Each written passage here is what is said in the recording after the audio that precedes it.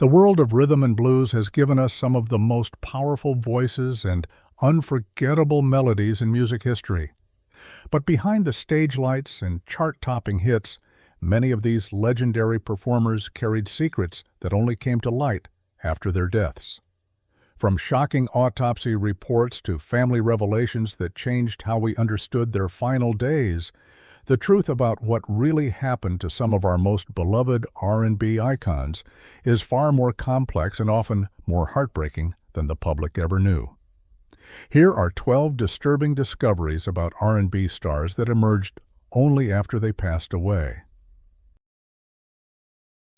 The gun that killed Marvin Gaye was his own Christmas gift. When Marvin Gaye died on April 1, 1984, just one day before his 45th birthday, the circumstances were already shocking enough. His own father had shot him twice in the chest during an argument at their Los Angeles home. But what emerged afterward made the tragedy even more haunting. The weapon used to kill the Motown legend was a Smith & Wesson pistol that Marvin himself had given to his father as a Christmas present just 4 months earlier. According to multiple sources, Gaye had been experiencing severe paranoia, possibly fueled by cocaine use, and believed someone was trying to kill him. He purchased the gun to protect his family from potential intruders. The bitter irony is almost too painful to comprehend. His family has long questioned the official story of what happened that day. At Gaye's funeral, close friend Etta James was shocked by what she saw in the open casket. Witnesses reported that Gaye's body appeared severely beaten, with injuries far beyond what the shooting alone could explain. His brother Frankie, who held Marvin in his arms as he died, later wrote that Marvin's final words were chilling. According to accounts, Gaye said he got what he wanted and that he couldn't do it himself, so he made his father do it. Some family members believe Marvin provoked the confrontation knowing his father would react violently, essentially orchestrating his own death. The relationship between father and son had been deeply troubled for decades, marked by physical abuse and resentment. When police asked Marvin Sr. if he loved his son, he reportedly replied in a soft voice that he didn't dislike him. The elder Gaye received only a 6-year suspended sentence and 5 years of probation, partly because of the drugs in Marvin's system and the physical injuries to his father that suggested a violent altercation had occurred. Whitney Houston's autopsy revealed she wore a full wig. Whitney Houston's death in a Beverly Hilton hotel bathtub on February 11, 2012, shocked the world. While the official cause of death was ruled accidental drowning with heart disease and cocaine use as contributing factors, the detailed autopsy report revealed intimate secrets the superstar had kept hidden throughout her career.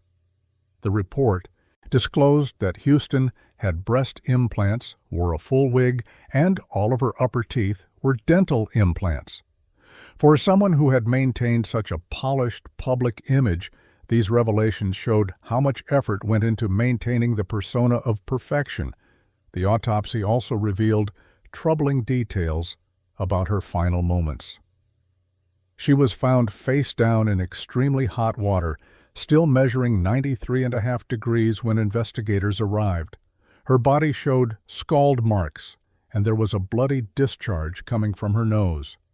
A small spoon with white crystalline substance and a rolled-up piece of white paper were found on the bathroom counter, along with remnants of white powder.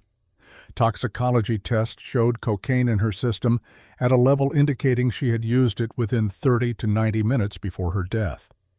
The report also found marijuana, Xanax, Benadryl, and Flexeril in her system.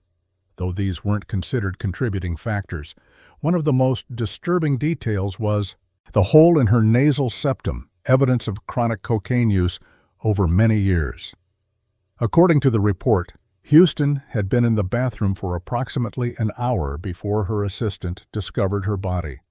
Her bodyguards had reportedly heard her singing in the tub earlier, but then noticed an eerie silence. The assistant found her submerged in about 12 inches of water, unresponsive.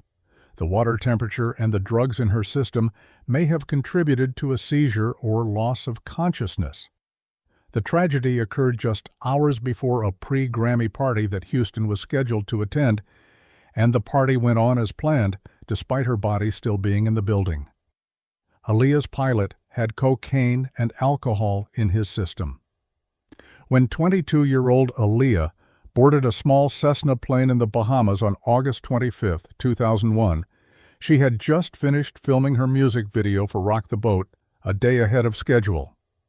Everyone was eager to return to Miami, even though the plane was smaller than the one they had arrived on. What happened next would shock the music world and reveal a cascade of failures that should never have occurred. The pilot, Luis Morales, reportedly warned the group that the plane was overloaded and it wasn't safe to fly. According to charter pilot Louis Key, who overheard the conversation, Morales tried to convince them the aircraft couldn't handle the weight, but the passengers insisted they had chartered the plane and needed to be in Miami that night. Morales gave in to the pressure. What emerged after the crash painted an even more disturbing picture. The autopsy revealed that Morales had cocaine in his urine and traces of alcohol in his stomach at the time of the crash. But it got worse. Investigators discovered that Morales had falsified his pilot's license by logging hundreds of hours he had never actually flown. He wasn't certified to fly a Cessna 402B and had only been hired by the charter company days before the fatal flight. Just 2 weeks before the crash, Morales had been arrested for crack cocaine possession. The National Transportation Safety Board determined the plane was overloaded by approximately 700 pounds and was carrying one more passenger than it was certified for. Witnesses reported hearing the plane's engines backfire and the pilot having difficulty starting them before takeoff. One passenger was reportedly given an unidentified pill and helped onto the plane while sleeping. The aircraft crashed just 200 feet from the runway. Aaliyah and 5 others died instantly. The coroner determined she suffered severe burns and a blow to the head, but theorized she went into such severe shock that even if she had survived, recovery would have been nearly impossible given the extent of her injuries. Sam Cooke's death scene had suspicious details that never added up. Sam Cooke's death on December 11, 1964, was officially ruled a justifiable homicide, but the circumstances surrounding that night at the Hacienda Motel in Los Angeles have never sat right with his family or many who studied the case. According to the official account, motel manager Bertha Franklin shot Cooke 3 times in self-defense after he broke into her office searching for a young woman named Elisa Boyer, who claimed Cooke had tried to assault her. But the details that emerged painted a far more complicated and disturbing picture. Cooke had been at Martoni's restaurant earlier that evening, where witnesses saw him with a significant amount of cash. That night, sources indicated he was carrying approximately $5,000, yet when police searched the scene, they found only a money clip with $108 and a few loose coins in his car. The money was never recovered. Boyer's story had multiple inconsistencies. She claimed Cooke kidnapped her and tried to assault her, but when Cooke stopped at the motel window to register, she was left alone in the car and could have escaped or called for help. If assault was his intention, why would he register under his real name? After Boyer fled Cooke's room, reportedly taking his clothes by mistake, the singer appeared at Franklin's office wearing only a sports jacket and 1 shoe. Franklin claimed she shot him after he broke down her door and attacked her. Her first 2 shots missed, but the third hit him in the chest. According to Franklin, Cooke's last words were simply expressing confusion about being shot. Then she reportedly beat him with a broomstick. But here's where things get really strange.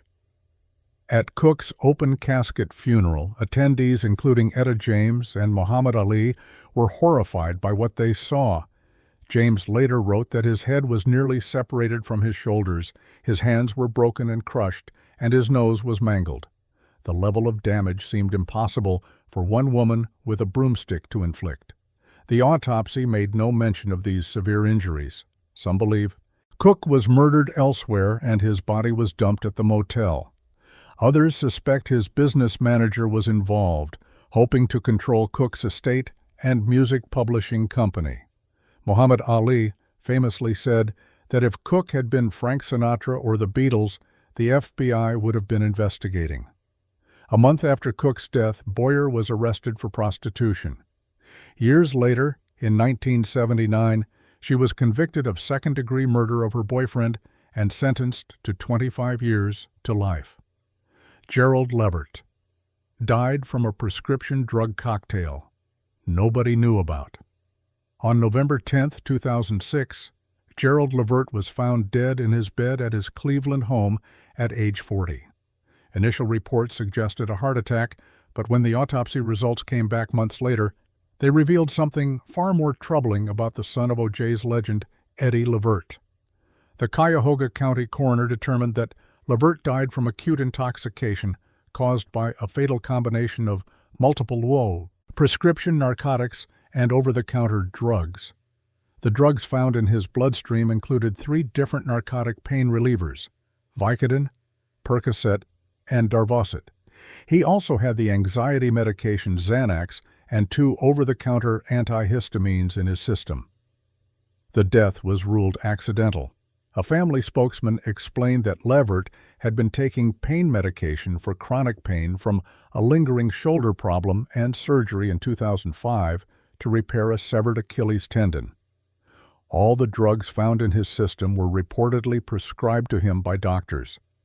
But what made this particularly tragic was that none of the individual drugs or combinations were at immediately life-threatening levels on their own.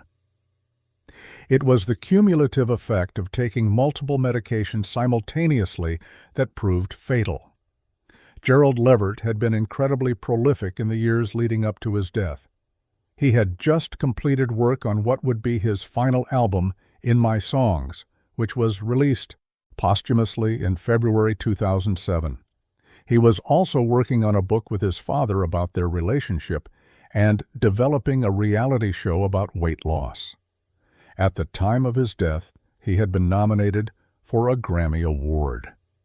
The tragedy struck the Levert family particularly hard because it wasn't an isolated incident. Gerald's brother Sean would die less than 2 years later in March 2008 at age 39. Sean died from a medical emergency while in jail for unpaid child support, reportedly after being denied medications he needed for anxiety. The surviving member of the Levert trio, Mark Gordon, later founded Saving Our Entertainers' Lives, a nonprofit organization dedicated to raising awareness about prescription drug abuse and misuse among entertainers. Luther Vandross's weight fluctuated over 100 pounds 14 different times.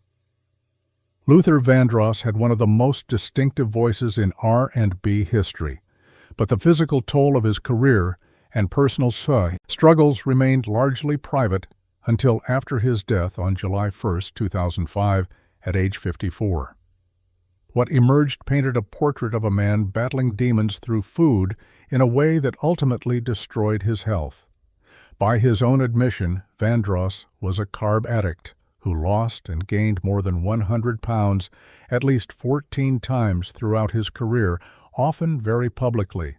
His weight seesawed between 180 and 340 pounds. He described food as his coping mechanism. In a 1991 interview, he explained that when he was emotionally distraught, eating was the only thing that seemed to take the edge off the pain. His assistant, Max Sadek, later revealed that Vandross suffered from diabetes and hypertension, both rampant in his family. His father and several siblings died from diabetes-related complications. What made Vandross's story particularly tragic was that he knew the dangers but couldn't break the cycle. In 2001, after losing 125 pounds, he proudly announced he had reversed all his ailments, including high blood pressure, diabetes, and high cholesterol, through weight loss, and was on no medication whatsoever. He called himself one of the lucky ones. But the luck didn't last.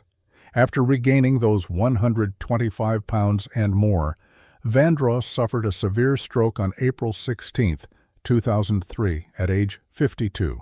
He fell into a coma for nearly 2 months and also battled meningitis and pneumonia during his recovery. The stroke left him unable to speak or sing properly and confined to a wheelchair. Sadek later wrote that 2 minutes after Vandross was wheeled into the emergency room, the doctor told him the stroke could have been prevented. That's when Sadek learned about the connection between stroke and mismanaged diabetes. He founded Divabetic, a community dedicated to diabetes awareness, specifically to honor Vandross's memory and help others avoid the same fate. Vandross made only one public appearance after his stroke, appearing via pre-recorded video at the 2004 Grammy Awards to accept his Song of the Year award for Dance with My Father. His final words to the public were poignant. He thanked fans and said that when he says goodbye, it's never for long, because he believes in the power of love. He sang those last 6 words. He was never seen in public again. Just over a year later, he died of a heart attack.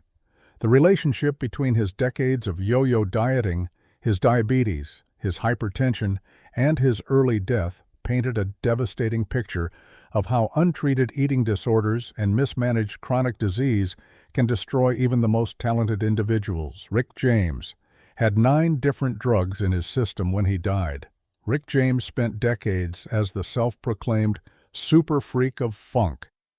But the cost of that lifestyle wasn't fully understood until after his body was found on August 6, 2004, in his Los Angeles home.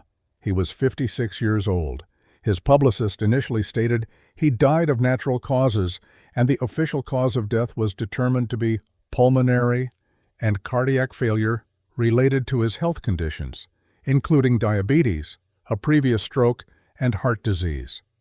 But when the toxicology report came back, it revealed a pharmaceutical cocktail that shocked even those familiar with James's history of substance abuse. According to the Los Angeles County coroner, James had 9 different drugs in his system at the time of his death: cocaine, methamphetamine, Xanax, Valium, Wellbutrin, Celexa, Vicodin, digoxin, and chlorpheniramine. However, the coroner emphasized that none of these drugs or drug combinations were found to be at levels that were life-threatening in and of themselves. The death was ruled accidental. What made this particularly troubling was that James and his family had maintained for years that he had successfully kicked his cocaine habit and was living sober afterward, spending time in jail during the mid-1990s for a crack-fueled assault. Friends wanted to believe he had turned his life around, especially after his career revival following his appearance on the Chappelle's Show sketch.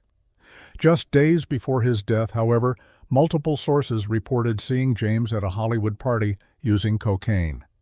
Many of his friends were privately concerned that the funk legend had returned to his old ways.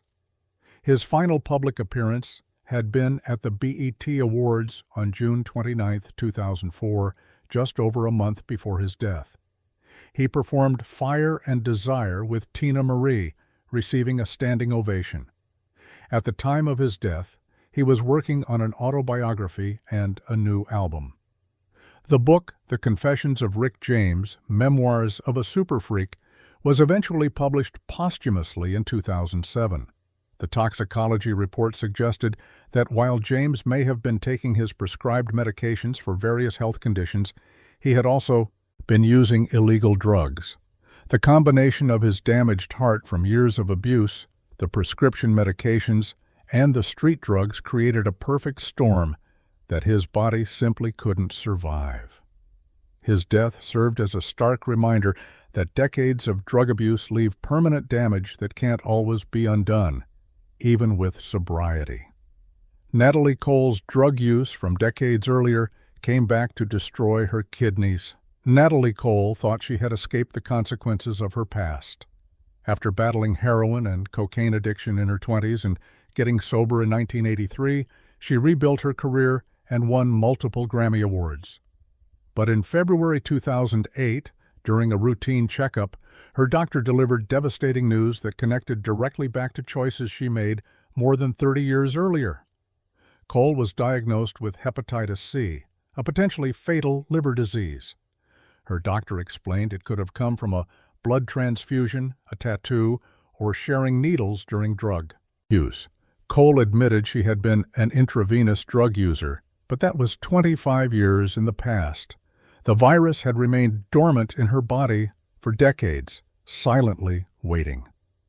The hepatitis C diagnosis set off a chain of medical crises that would dominate the final years of Cole's life. She began aggressive treatment with interferon, which required weekly injections in her thighs for 48 weeks. The treatment made her violently ill. She often couldn't get out of bed, lost significant weight, and her hair fell out. Yet she continued touring throughout the treatment, once becoming so dehydrated that she needed intravenous fluids just to perform in Tokyo. But the treatment that was meant to save her liver ended up destroying something else. The harsh medication severely damaged her kidneys. By March 2009, Cole's kidney function had dropped to less than 8%. Without dialysis, she would die. She began receiving dialysis 3 times a week, even while touring. Internationally, to promote her album, she underwent dialysis in Istanbul, Milan, Indonesia, Manila, and London, determined not to let her health crisis end her career. Cole appeared on Larry King Live to publicly discuss her need for a kidney transplant. During the show, dozens of viewers emailed CNN offering to be tested as potential donors. King handed her a thick stack of papers representing all the people willing to give her a kidney. Cole stared at them, visibly moved, and could only say there were some great human beings out there. In May 2009, Cole received a kidney transplant at Cedars-Sinai Medical Center. The kidney came from a deceased donor, a young woman whose family had seen Cole's plea for help. It was an extraordinarily rare directed donation from someone not related to or personally known by the recipient. But even the transplant couldn't reverse all the damage. The years of hepatitis C, the brutal treatment, and the kidney failure had also damaged Cole's heart. She developed congestive heart failure. On December 31, 2015, Natalie Cole died from the disease at age 65. Her death certificate listed the causes as idiopathic pulmonary arterial hypertension, a rare lung disease, and congestive heart failure. But everyone understood the truth. The needle she shared in her 20s had set in motion a series of medical catastrophes that ultimately took her life 3 decades later. Cole had always been remarkably open about her struggles, writing 2 memoirs detailing her addiction and recovery. She became a spokesperson for kidney disease awareness, working with organizations to encourage organ donation. She never blamed anyone but herself for the choices that led to her illness, but she hoped her story might save others from making the same mistakes. Marvin Gaye's father was a cross-dresser, which made young Marvin a target. Long after Marvin Gaye's death, additional details about his troubled childhood and relationship with his father emerged that helped explain the deep psychological wounds he carried throughout his life. Marvin Gaye Sr. was a strict Pentecostal minister who brutally enforced discipline on his children, often through physical punishment. But what made the household dynamics even more complicated was a secret that wasn't particularly well hidden in their Washington neighborhood. According to multiple family accounts and biographies, Marvin Sr. was a cross-dresser at a time when such behavior was far less understood or accepted than today. This fact was widely known in the family's community and made young Marvin a target for bullying at school. Children tormented him about his father's behavior and appearance. This childhood trauma played a significant role in shaping Marvin's identity and his fraught relationship with masculinity throughout his life. When Marvin began his music career, one of his first acts was to add an E to the end of his surname, changing it from Gaye to Gay. While he publicly explained this as a tribute to Sam Cooke, multiple sources suggest it was also a way to create distance from his father and the surname that had caused him so much pain. The psychological damage from his father's abuse and the social stigma he endured as a child never fully healed. Marvin Sr. never approved of his son's career in music and grew increasingly resentful as Marvin became the family breadwinner and grew closer to his mother.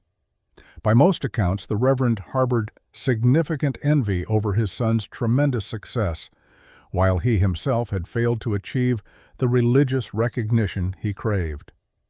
Marvin's mother later told biographer David Ritz that her husband never wanted Marvin and never liked him. And what was worse, he didn't want her to love Marvin either. She said Marvin understood this from a very young age. Years later, when asked if he loved his son after shooting him, Marvin Sr. replied in a soft voice with the chilling words that he didn't dislike him. It was perhaps the closest he could come to expressing anything resembling affection. Whitney Houston lost 11 of her front teeth due to drug use. While the world knew Whitney Houston struggled with substance abuse, the full physical toll of her addiction wasn't revealed until her autopsy report became public. Beyond the scald marks, the hole in her nasal septum, and the drugs in her system, the medical examiner noted something that shocked many who had seen Houston perform and smile for cameras throughout her career. The autopsy revealed that 11 of Houston's front teeth were missing and had been replaced with dental implants. The extensive dental damage was consistent with long-term drug abuse, particularly crack cocaine, which can cause severe tooth decay and loss through a combination of factors. The drug causes dry mouth, reducing saliva that normally protects teeth. Users often grind their teeth while high, causing further damage. Poor hygiene during periods of heavy use accelerates decay. Houston had been remarkably good at concealing this damage from the public. Through careful use of dental implants and veneers, she maintained the appearance of a perfect smile, even as the drug use destroyed the natural teeth underneath. Friends and family had tried for years to help Houston overcome her addiction.